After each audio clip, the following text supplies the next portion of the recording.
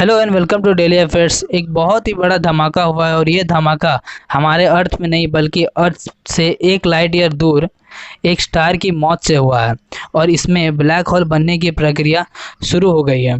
यहाँ सीनेट का आर्टिकल है, collapsing star produce one of the fantastic explosion ever.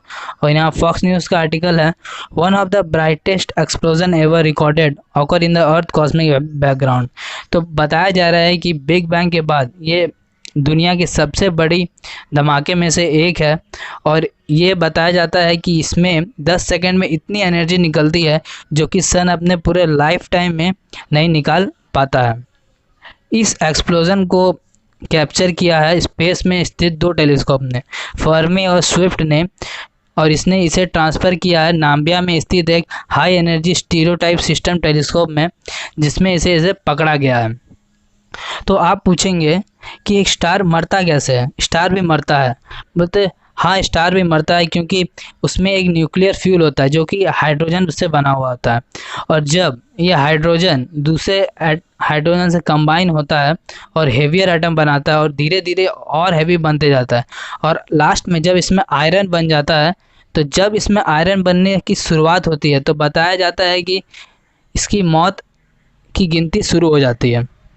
तो धीरे धीरे क्या होता है कि इसके जो आउटर सरफेस हैं ये एक्सप्लोड करने लगते हैं और ये इसकी एक्सप्लोजन से बहुत ही बड़ी तबाही होती है और इसे हम लोग सुपरनोवा भी कहते हैं।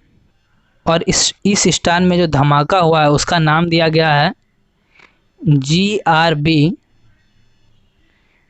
190298A। तो इस धमाके अलग अलग धमाके को अलग अलग नाम दिया जाता है।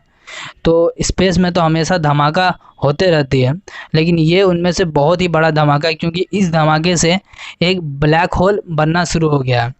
तो ब्लैक होल सारे स्टार के बनने से शुरू होता है, कोई छोटा होता है कोई बड़ा होता है।